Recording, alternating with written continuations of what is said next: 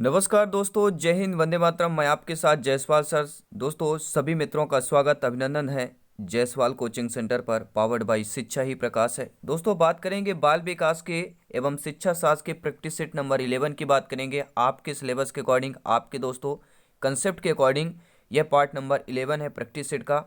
और 30 ऑफ 30 का जो टारगेट है दोस्तों सीडीपी में बाल विकास पेडागोजी, और इन 30 महत्वपूर्ण क्वेश्चनों में दोस्तों, जी हाँ, जो हम 1000+ क्वेश्चन एमसीक्यूज कंप्लीट करेंगे। यहाँ आपको सीडीपी, बाल विकास, मनोविज्ञान, फिजिकोलॉजी, साइकोलॉजी सारे क्वेश्चन का कंबाइंड किया गया है। यानी पूरी तैयारी दोस्तों 30 ऑफ 30 की चल रही है। तो चलिए दोस्तों शुरू करते हैं प्रैक्टिस सेट 11 का। और कल के दोस्तों मॉक क्वेश्चन था, सभी प्यारे मित्रों का कमेंट आया था। जायसवाल सर तहे दिल से उनका स्वागत अभिनंदन करते हैं, थैंक्स करते हैं, धन्यवाद करते हैं। पावलोव ने मनोविज्ञान के किस सिद्धांत का प्रतिपादन किया? प्रयोगात्मक अनुकूलन सिद्धांत, चिरसम्मत अनुकूलन, या अंतर्दृष्टि, या सूझ का सिद्धांत? तो सभी प्यारे मित्र कमेंट करेंगे। जानते हैं कि पावलोव ने मनोविज्ञान के किस सिद्धांत का प्रतिपादन किया? वह दोस्तों चिरसम्मत सिद्धांत हो जाएगा। जिन्होंने बी ऑप्शन किया था, बहुत बहुत धन्यवाद। अब 30 प्रश्नों में से पहला प्रश्न आपके स्क्रीन पर है। सभी प्यारे में जितने भाई बहन शिक्षक बंधु हैं जिनका सपना अध्यापक अध्यापिका चैनल पे पहली बार विजिट कर रहे हैं, टीचर्स फैमिली पर पहली बार विजिट कर रहे हैं, चैनल को सब्सक्राइब करें ताकि दोस्तों लेटेस्ट नोटिफिकेशन आपको मिलता रहे। पहला प्रश्न है दोस्तों, व्यक्ति की संवेदना और अभिवृत्ति जानने की सबसे उपयुक्त विधि कौन सी है? निरीक्षण विधि, प्रश्नावली विधि, साक्षात्कार विधि, या उपरोक्त सभी हो जाएगा। तो व्यक्ति की संवेदना और अभिवृत्ति जानने की जो सबसे उपयुक्त विधि होती है दोस्तों, वह हमारी साक्षात्कार विधि होती है। किसी व्यक्ति की आपको संवेदना जानना है या उसकी अभिवृत्ति जानना हो, तो सबसे जो उपयुक्त विधि होती है साक्षात्कार विधि हो जाएगी। सी ऑप्शन सही हो जाएगा। बहुत बहुत धन्यवाद दोस्तों। और अंत में बताना भी है कि आज के सेशन में 30 में से आपका कितना स्कोर है? 20+ है, 25+ है, तो बहुत ही अच्छी बात है दोस्तों। अगर 20 से कम है तो घबराना नहीं है, क्योंकि हर एक प्रैक्टिस सेट आपको विजिट कीजिए चैनल पर, फ्री ऑफ कॉस्ट सब कुछ उपलब्ध है। जी हाँ, राष्ट्र हित में शिक्षा की बात करते हैं। दूसरा प्रश्न है, प्रथम मनोवैज्ञानिक प्रयोगशाला जर्मनी में कब स्थापित हुई? 1878, 1879, 1880, 1892। तो प्रथम मनोवैज्ञानिक प्रयोगशाला की बात कर रहे हैं, तो जर्मनी में स्थापित की गई थी। ये पहला तो यह प्रश्न बनता है कि प्रथम मनोवैज्ञानिक स्थापित हुई कहाँ पर? तो जर्मनी में स्थापित हुई थी। और जर्मनी कब हुई थी दोस्तों? यह हुई थी 1879 की बात करेंगे। जी हाँ, 1879 में जर्मनी में प्रथम मनोवैज्ञानिक प्रयोगशाला स्थापित हुआ था। तीसरा प्रश्न है, शिक्षा मनोविज्ञान वर्तमान में अपने किस स्वरूप में है? बाल्यावस्था, जवानी में, शैशवावस्था में, या किशोरावस्था में? सभी प्यारे मित्र कमेंट करेंगे, फीडबैक करेंगे। शिक्षा मनोविज्ञान वर्तमान में दोस्तों किस अवस्था में है? तो हो जाएगा शैशवावस्था की बात करेंगे। चौथा प्रश्न दोस्तों आपकी स्क्रीन पर है, मनोविज्ञान अध्ययन की जेनेटिक विधि को अन्य किस नाम से पुकारा जाता है? सभी प्यारे मित्र कमेंट करेंगे, फीडबैक करेंगे। जिनका सपना अध्यापक अध्यापिका बनना, शिक्षक बनना, मनोविज्ञान अध्ययन की जेनेटिक विधि को अन्य किस नाम से पुकारा जाता है? अनुवांशिक विधि, विकासात्मक विधि, अंतर्दर्शन विधि, या उपरोक्त सभी हो जाएगा। तो मनोविज्ञान अध्ययन की जेनेटिक विधि की बात कर रहे हैं। जेनेटिक विधि को दोस्तों विकासात्मक विधि के नाम से पुकारा जाता है। बी ऑप्शन सही हो जाएगा। पांचवा प्रश्न है दोस्तों, आलपोर्ट के व्यक्तित्व सिद्धांत का उद्भव निम्नलिखित में से किसके पूर्वगामी के स्वरूप में हुआ है? सभी प्यारे मित्र कमेंट करेंगे, फीडबैक करेंगे। पांचवा प्रश्न आपकी स्क्रीन पर है। जी हाँ दोस्तों, आलपोर्ट के व्यक्तित्व सिद्धांत का उद्भव निम्नलिखित में से किसके पूर्वगामी के रूप में हुआ है? मनोविश्लेषण, व्यवहारवाद, मानवतावादी, या हम अस्तित्ववाद की बात कर रहे हैं? सभी प्यारे मित्र कमेंट करेंगे, फीडबैक करेंगे। तो राइट ऑप्शन क्या हो जाएगा दोस्तों? राइट ऑप्शन क्या होगा कि आलपोर्ट के व्यक्तित्व सिद्धांत का उद्भव किसके पूर्वगामी के अनुरूप हुआ है? तो वह दोस्तों हो जाएगा मानवतावादी दृष्टिकोण के पूर्वगामी के रूप में हुआ है। छठवां प्रश्न दोस्तों आपकी स्क्रीन पर है कि बुद्ध के बहुकारक सिद्धांत के प्रतिपादक कौन है? सभी लोग जानते हैं एक कारक, द्विकारक, बहुकारक, एक प्रश्न जरूर आ जाता है। जी हाँ दोस्तों, हम बात कर रहे हैं बुद्ध के बहुकारक सिद्धांत के प्रतिपादक आपके मैकडूगल, टर्मैन, थॉर्नडाइक, या बर्ट हो जाएंगे। आपका जवाब, आपका फीडबैक सर्वमान है दोस्तों। जी हाँ, राइट ऑप्शन होगा बहुकारक सिद्धांत के प्रतिपादक की बात करेंगे, थॉर्नडाइक हो जाएंगे। अगर प्रश्न में आता है कि बुद्ध एक कारक सिद्धांत के किसने प्रतिपादित किया, तो अल्फ्रेड बी ने करना है।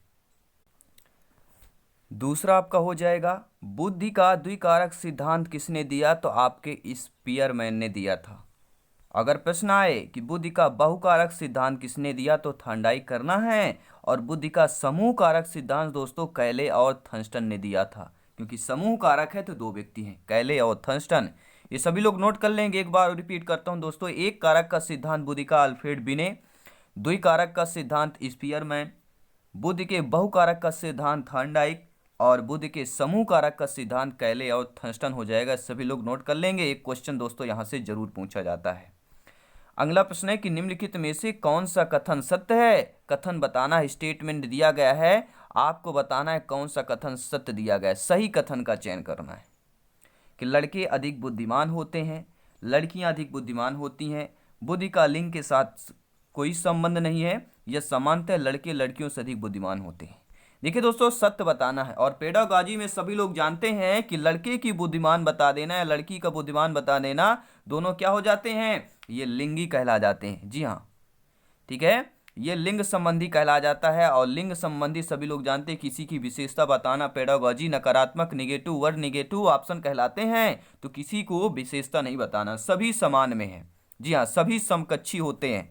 तो बुद्धि का लिंग के साथ कोई संबंध नहीं है, यह राइट ऑप्शन कथन यही होगा। तीसरा ऑप्शन सही हो जाएगा। जिन्होंने तीसरा ऑप्शन क्लिक किया है, कमेंट किया है, बहुत बहुत धन्यवाद सभी मित्रों का। जी हाँ, आई थिंक सभी प्यारे मित्र ने, मेरे सभी शिक्षक प्यारे बंधुओं ने एक बार वीडियो को लाइक अवश्य कर लिया होगा। तहे दिल से स्वागत अभिनंदन है दोस्तों। 8वां प्रश्न आपकी स्क्रीन पर है कि एक शिक्षिका का भावात्मक बुद्धि लब्धांक ऊंचा होता है, इसका तात्पर्य क्या है? जब आप अध्यापक अध्यापिका शिक्षक शिक्षिका बनेंगे, नियुक्ति होगी, तो आप में ही से कोई शिक्षिका हैं जो भावात्मक बुद्धि लाभ में उनका क्या है, भावात्मक बुद्धि लब्धांक जो होता है वह ऊंचा होता है। इसका तात्पर्य क्या होगा दोस्तों? कि वह उच्च बुद्धि लब्ध वाली शिक्षिका होंगी, वह उच्च अनुशासन प्रिय वाली शिक्षिका होंगी, वह हास परिहास वाली होंगी, वह संतुलित व्यवहार वाली होंगी। तो जब भावात्मक की बात कर रहा है, आपके ठीक है, कहते हैं ना, कार्यभार व्यवहार आपका अच्छा है, यही आपका भावात्मक कहलाता है। तो भावात्मक बुद्धि लब्धांक यही है जब आपके दूसरे संबंध अच्छे होंगे, यानी संतुलित व्यवहार रखती हैं, इसीलिए वह शिक्षिका का भावात्मक बुद्धि लाभ ऊंचा होता है। जो भी व्यक्ति होगा, संतुलित व्यवहार अगर उचित है उसका, तो भावात्मक बुद्धि लाभ लब्धांक जो होता है वह ऊंचा हो जाएगा। आईक्यू लेवल की बात कर रहे हैं। अगला प्रश्न आपकी स्क्रीन पर है कि क्रियात्मक अनुसंधान प्रत्यय का उत्पत्ति स्रोत आधुनिक मानव व्यवस्था का सिद्धांत हो जाएगा, मानव सभ्यता का सिद्धांत, प्राचीन मानव व्यवस्था का सिद्धांत, या उपयुक्त में से कोई नहीं। तो क्रियात्मक अनुसंधान प्रत्यय का उत्पत्ति दोस्तों स्रोत क्या हो जाएगा? जी हाँ, क्रियात्मक की बात कर रहे हैं, क्रिएटिविटी की बात कर रहे हैं। और अनुसंधान प्रत्यय की उत्पत्ति का स्रोत दोस्तों आपका आधुनिक मानव व्यवस्था का सिद्धांत कहलाएगा। पहला ऑप्शन सही हो जाएगा। अगला प्रश्न आपकी स्क्रीन पर है कि प्रतिभावान बालकों की पहचान करने के लिए हमें सबसे अधिक महत्व किसको देना चाहिए? समुदाय के विचारों को देना चाहिए, शिक्षक के निर्णय को देना चाहिए, या वस्तुनिष्ठ परीक्षणों के परिणाम को देना चाहिए, या अभिभावकों को मत को देना चाहिए? आपका कमेंट, आपका फीडबैक क्या है मेरे प्यारे मित्रों? कि प्रतिभावान बालकों की पहचान करने के लिए हमें सबसे अधिक जो महत्व देना चाहिए वह दोस्तों वस्तुनिष्ठ परीक्षणों की परिणाम को देना चाहिए, क्योंकि हमें प्रतिभावान बालकों की पहचान करना है, इसलिए वस्तुनिष्ठ परीक्षणों की परिणाम को ध्यान क्या है, अधिक सबसे अधिक महत्व देंगे। राइट ऑप्शन सी ऑप्शन हो जाएगा। अगला प्रश्न है 30 महत्वपूर्ण क्वेश्चन करेंगे, 20 नंबर क्वेश्चन है और अंतिम प्रश्न मॉक क्वेश्चन होता है। सभी प्यारे मित्र जानते हैं, समझते हैं, ज्ञानी है, सर्वज्ञ दोस्तों। और 11th नंबर क्वेश्चन है कि विद्यालय में विद्यार्थियों को कैसे अभिप्रेरित करना उचित होगा? जो विद्यालय में, आपके विद्यालय में विद्यार्थी हैं, उनको अभिप्रेरित करना हो तो उचित आपका अभिप्रेरित कैसे करेंगे? बताए गए अध्ययन द्वारा, प्रासंगिक अध्ययन द्वारा, गहन अध्ययन द्वारा, या दोस्तों सस्वर अध्ययन की बात कर रहे हैं। तो विद्यालय में विद्यार्थियों को कैसे अभिप्रेरित करना उचित होगा? सस्वर अधिगम द्वारा दोस्तों अभिप्रेरित करना उचित हो जाएगा। राइट ऑप्शन डी हो जाएगा। अगला प्रश्न है दोस्तों, शारीरिक वृद्धि और विकास को कहते हैं। जो आपका शारीरिक वृद्धि और विकास होता है उसको तत्परता कहते हैं, अभिवृद्धि कहते हैं, गतिशीलता कहते हैं, या अनुवांशिकता कहते हैं। सभी प्यारे मित्र जानते हैं अनुवांशिकता जो हमें माता पिता से मिलता है वो अनुवांशिकता कहलाता है। लेकिन शारीरिक वृद्धि और विकास की जब भी बात करें तो दोस्तों अभिवृद्धि में आ जाएगा। जी हाँ, ये अभिवृद्धि कहला जाएगा। बी ऑप्शन सही हो जाएगा।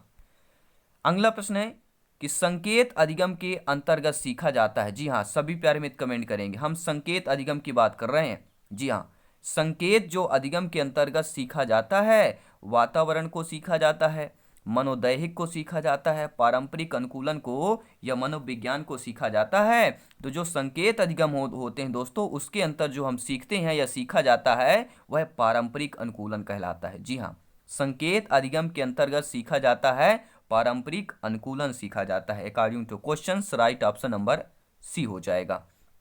क्योंकि सभी प्यारे मित्र जानते हैं संकेत अधिगम परिस्थिति पावलोव द्वारा प्रस्तुत शास्त्रीय अनुबंधन पर आधारित है। ये भी नोट कर लें, प्रश्न आ सकता है कि संकेत अधिगम परिस्थिति दोस्तों किस अनुबंधन पर आधारित है या किस पर आधारित, ऑप्शन दे दिया जाएगा। ठीक है, तो पावलोव द्वारा प्रस्तुत यह शास्त्रीय अनुबंधन पर आधारित है। जब स्वाभाविक उद्दीपक के साथ अस्वाभाविक उद्दीपन बार बार एक साथ प्रस्तुत किया जाता है तो स्वाभाविक उद्दीपन के स्थान पर अस्वाभाविक उद्दीपक ही स्वाभाविक प्रतिक्रिया कराने में सक्षम होता है। अर्थात समझ गए दोस्तों, आपका जो स्वाभाविक उद्दीपक है, ठीक है, एक होता है अस्वाभाविक उद्दीपक। जब बार बार आपका अस्वाभाविक उद्दीपक है वह बार बार एक साथ प्रस्तुत होता है, ठीक है, तो स्वाभाविक उद्दीपक स्थान कर क्या हो जाता है, आपका जो है अस्वाभाविक जो उद्दीपक होता है वह स्वाभाविक प्रतिक्रिया में सक्षम हो जाता है। तो राइट ऑप्शन क्या हो जाएगा, सभी लोग समझ गए होंगे कि ये पारंपरिक अनुकूलन और ये आपका जो है, ठीक है, संकेत अधिगम क्या है, सारी चीजें आपने डिटेल के साथ समझ लिया। अगला प्रश्न है, सीखी हुई बात को स्मरण रखने या पुनः स्मरण करने की असफलता कहलाती है।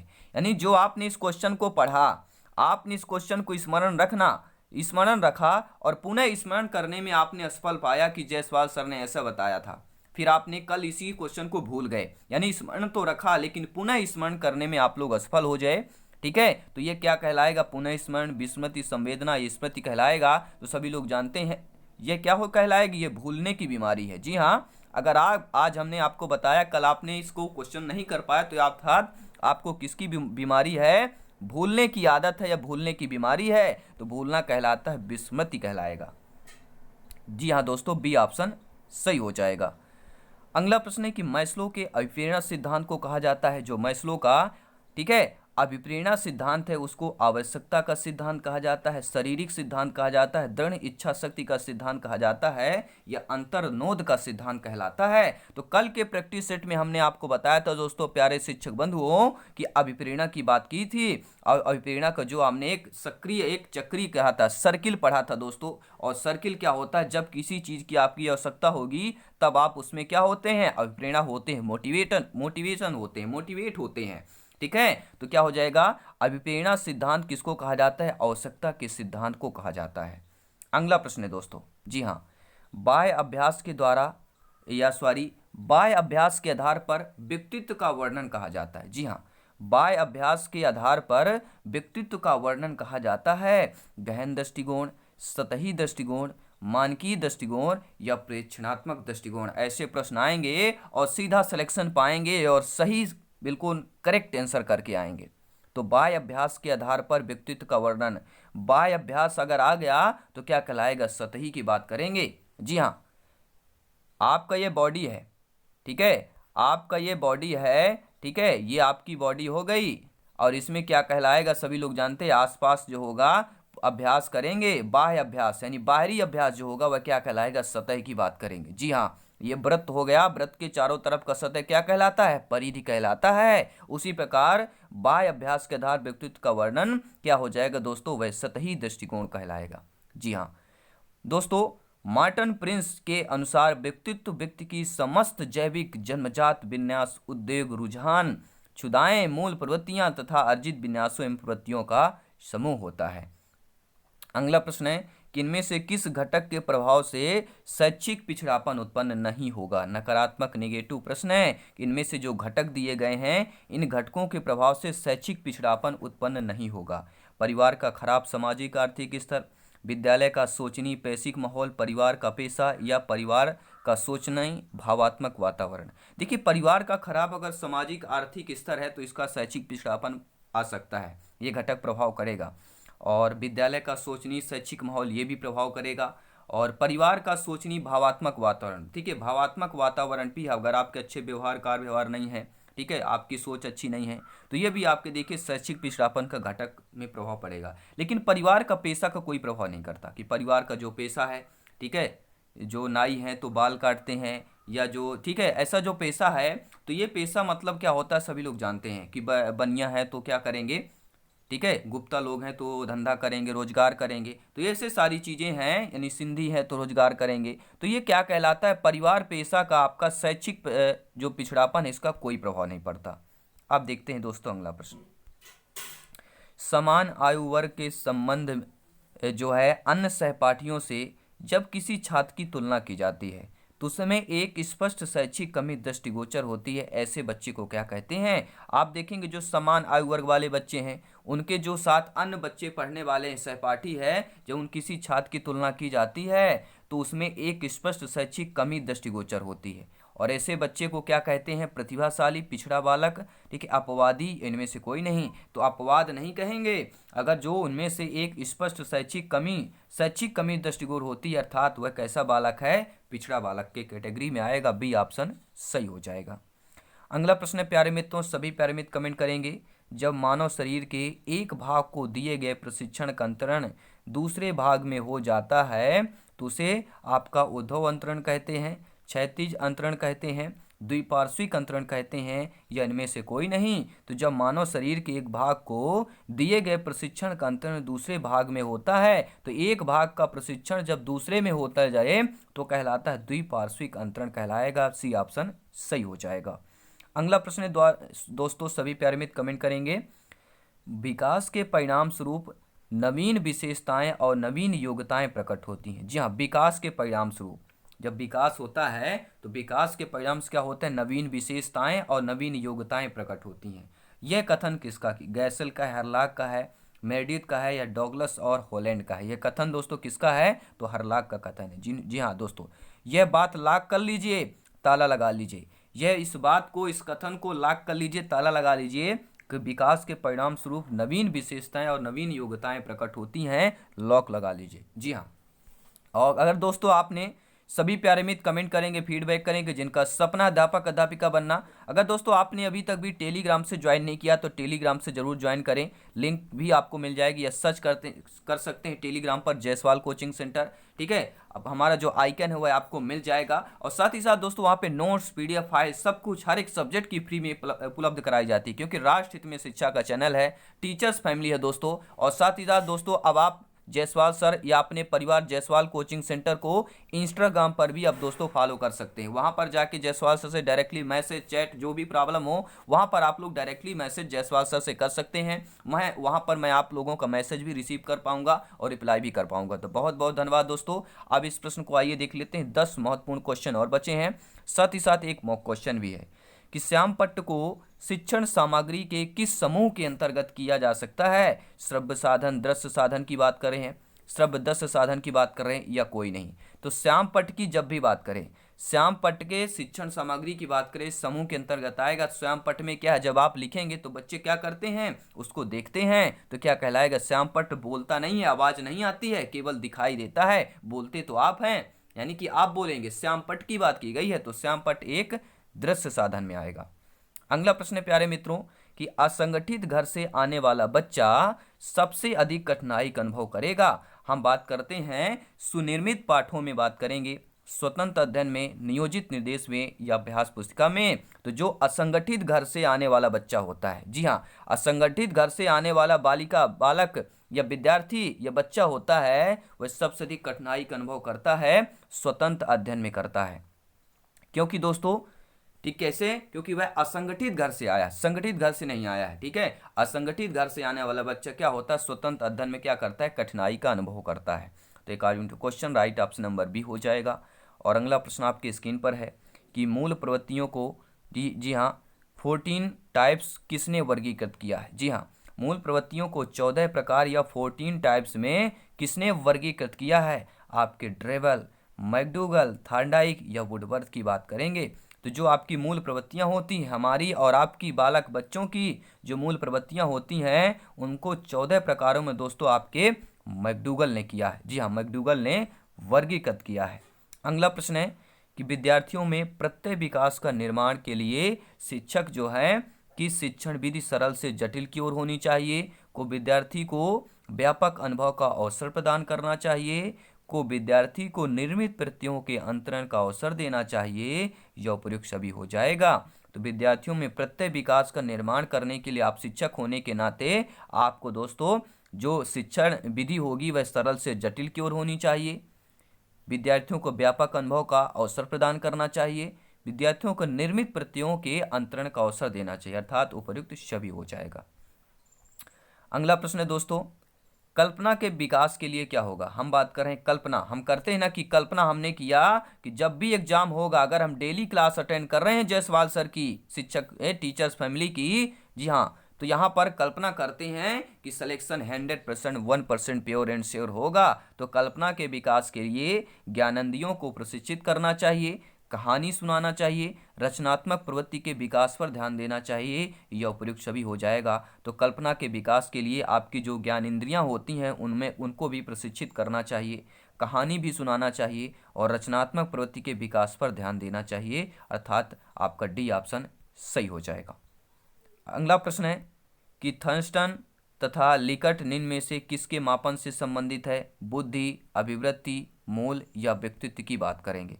तो थर्स्टन तथा लिकट निम्न में से किसके मापन से संबंधित हो जाएगा। सभी लोग जानते हैं कि थर्स्टन और लिकट की जब भी बात करते हैं किसके मापन संबंधित है, तो यह दोस्तों अभिवृत्ति के मापन से संबंधित हो जाता है। अगला प्रश्न आपकी स्क्रीन पर है, निम्न में से कौन सा लक्षण किसी मापक उपकरण के लिए सर्वाधिक वांछनीय है। हम विश्वसनीयता की बात करते हैं, वैधता, वस्तुनिष्ठता या मानक हो जाएगा। तो कौन सा लक्षण किसी मापक उपकरण के लिए सर्वाधिक वांछनीय हो जाएगा, वह दोस्तों विश्वसनीयता की बात करते हैं। जी हाँ, ऐसा लक्षण जो किसी मापक उपकरण के लिए सर्वाधिक वांछनीय है वह दोस्तों विश्वसनीयता कहलाएगा। अगला प्रश्न है दोस्तों कि निम्न में से कौन शिक्षण कुशलता से संबंधित है। श्यामपट्ट पर लिखना, प्रश्नों पर हल करना, प्रश्न पूछना या उपयुक्त सभी। तो शिक्षण कुशलता से जो संबंधित है वह दोस्तों आपका श्यामपट्ट पर लिखना भी है, प्रश्नों पर हल करना भी है, प्रश्न पूछना भी है और उपयुक्त सभी, अर्थात डी ऑप्शन सही हो जाएगा, क्योंकि शिक्षण में कुशलता से संबंधित की बात कर रहे हैं। अगर शिक्षण में कुशल बनता है तो श्यामपट्ट पर लिखना भी आना चाहिए, प्रश्नों को हल करना भी आना चाहिए और प्रश्न पूछना भी आना चाहिए। अगला प्रश्न है, इसके बाद मॉक क्वेश्चन करेंगे। वातावरण वह बाहरी शक्ति है जो हमें प्रभावित करती है। किसने कहा। जी हाँ, वातावरण वह बाहरी शक्ति है जो हमें प्रभावित करती है। वुडवर्थ का कथन है, रास का है या एनास्ट्री का है या इनमें से कोई नहीं। तो वातावरण वह बाहरी शक्ति जो हमें प्रभावित करती है। वातावरण इनको रास आ गया, वातावरण इनको रास आ गया है, अर्थात वातावरण की जो बाहरी शक्ति है जो प्रभावित करती है इनको रास आ गई। कहते ना ये मुझे रास आ गया। जी हाँ, तो राइट ऑप्शन हो जाएगा बी ऑप्शन की बात करेंगे। जी हाँ, वातावरण वह बाहरी शक्ति जो हमें प्रभावित करती है, किसने कहा था, रॉस ने कहा था। और मॉक क्वेश्चन दोस्तों आ चुका है आपकी स्क्रीन पर है कि निम्नलिखित में से कौन सा बाल विकास का एक सिद्धांत नहीं है। यानी ऐसा ऑप्शन दिया गया जो बाल विकास का सिद्धांत नहीं है, वही आपको बताना है कि सभी विकास एक क्रम का पालन करते हैं, विकास के सभी क्षेत्र महत्वपूर्ण हैं, सभी विकास परिपक्वन तथा अनुभव की अंतःक्रिया का परिणाम होते हैं, या ऑप्शन नंबर डी, सभी विकास तथा अधिगम एक समान गति से आगे बढ़ते हैं। कौन सा ऑप्शन दोस्तों या कौन सा बाल विकास का सिद्धांत नहीं है, आप लोगों को कमेंट करके बताना है। और ये क्वेश्चन दोस्तों आपको कैसे लगे, और जायसवाल सर के साथ टीचर्स फैमिली के साथ टीटी एग्जाम को लेट्स क्रैक इट्स, जी हाँ 101% श्योर एंड प्योर सिलेक्शन होगा। जी हाँ, सभी मित्रों को जय हिंद, वंदे मातरम। दोस्तों जल्दी मिलते हैं नेक्स्ट क्लास पर। धन्यवाद सभी का।